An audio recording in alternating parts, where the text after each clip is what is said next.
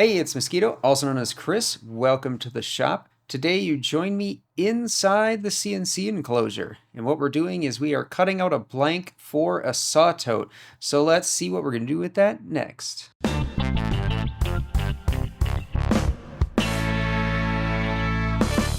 So it probably looks a little bit small, and that's because it's based on a Distin D7 tote and then shrank to about 2/3 the normal size.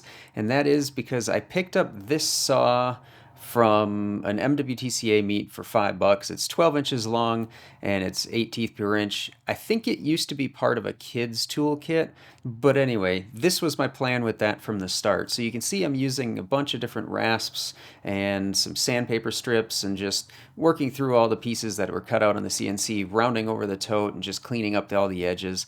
And here I'm cutting and then sanding in this little lamb's tongue at the bottom, which is kind of a little decorative piece. I just like the little tiny details. I'm not going super overboard because this saw is going to be for my son.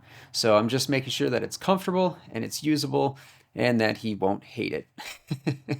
So I'm just getting that all sanded up, cleaned up, and then I drilled some holes and I'm ripping with my tenon saw just to make some room for the plate, sanding it to fit, comparing it to my 16-inch saw, and then we see how it works for my son, and it works great. A little bit of room to grow into, but that's fine. With that out of the way, knowing that it's going to work for size, I took my quarter sheet sander and some red Scotch-Brite pad with some WD-40 and just using that to clean and polish up the plate a little bit. I don't go crazy because it's still a vintage plate and there's a little bit of pitting. So anyway, get that all cleaned up and then we can move on.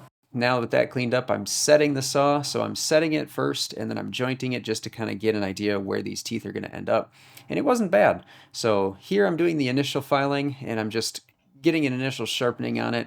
And I'm using, I actually had a prototype that I made out of some poplar. So this isn't the actual maple tote that I made before. I'm keeping that one on the side because right now I've got Danish oil curing on that. So here I'm using the prototype just to use those Chicago screws to sort of use it for a test cutter too. And I have to say, apart from being awkward to hold with my large hands, it cut pretty good. I probably would have kept it this way myself, but it was a little bit tricky. It was a little bit too aggressive, I think, for, well, my son. He's 3.5 at the moment. So basically, I decided that even though it worked pretty well, it's a little bit ragged, I'm going to go back and change things. So I ended up at 25-degree rake and 30-degree fleam with no slope. So it's actually not bad. It's a pretty easy saw to use, and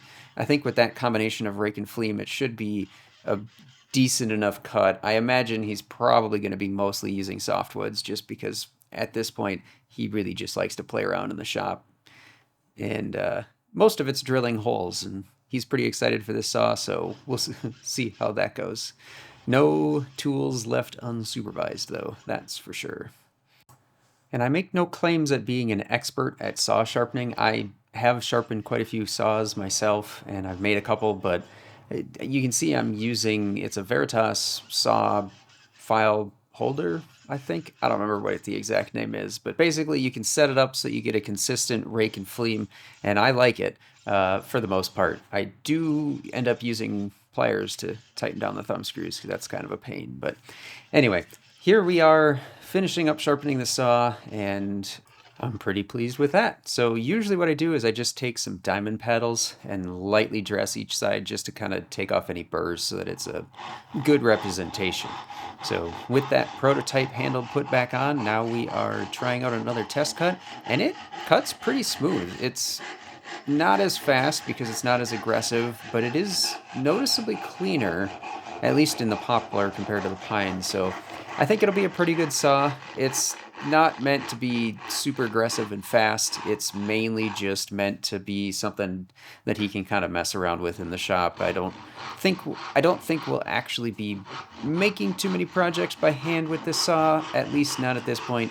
It'll probably just be some, shop time with Daddy, messing around out in the shop with the saw, making some cuts and drilling some holes. So I'm looking forward to it. And hopefully we don't terrify Mom too much, but yeah, it's surprisingly fun to use, even with how small it is and not fitting my hand whatsoever. I look forward to helping him use it out in the future. So with that done, what I'm doing is I've let some Danish oil cure on the curly maple, and now I'm just applying a coat of de-waxed shellac. This is, I guess, my favorite tool handle finish. I like to do something that's easy to fix, easy to repair, and honestly just dries quick. So did that, hit it with some gray Scotch-Brite pad after that, just to kind of buff it out and knock it down so that there's basically no sheen to it. That's just, I guess, the way that I prefer to have my tool handles. So let that dry, and now it's time to reassemble. So we put that maple handle back onto it, and then I've got some, I guess they're called Chicago screws or Chicago bolts. They're sort of like the opposite of saw nuts and saw bolts. It's a long barrel that's threaded to receive a screw, and basically they just serve the same purpose, but they are smaller. I used the existing 2 screw holes and then drilled a third one because the tote looked, well, empty without having all 3. But actually it worked out at a pretty good scale that it looks very much like a period Distin D7 handsaw.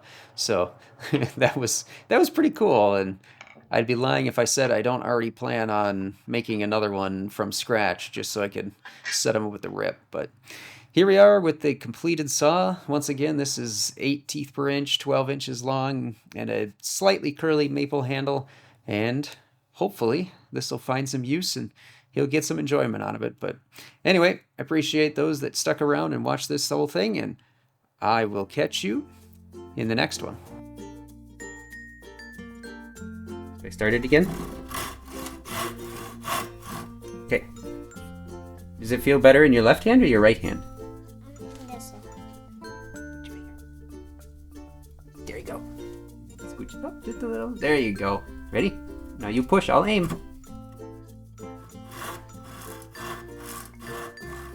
Good work.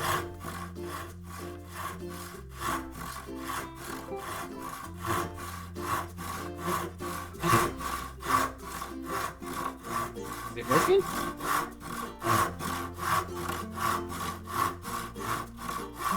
There. Do you want to cut it all the way off, or do you want to just try it a little bit and be done?